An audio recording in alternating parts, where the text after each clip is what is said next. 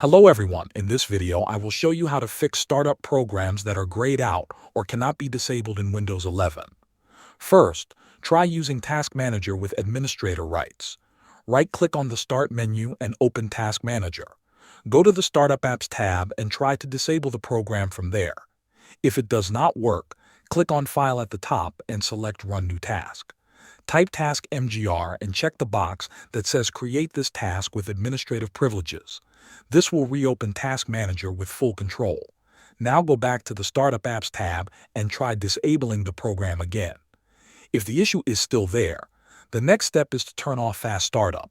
Open the Control panel and go to Power Options. Click on Choose what the power buttons do. Then click on Change settings that are currently unavailable. After that, uncheck Turn on Fast Startup and save the changes. This helps remove system restrictions that can lock startup settings. If nothing works, you can use the Registry Editor. Press Windows key and R, type regedit, and press Enter. Go to H key Local Machine, then System, then Current Control Set, and then Services. Find the service related to the startup program.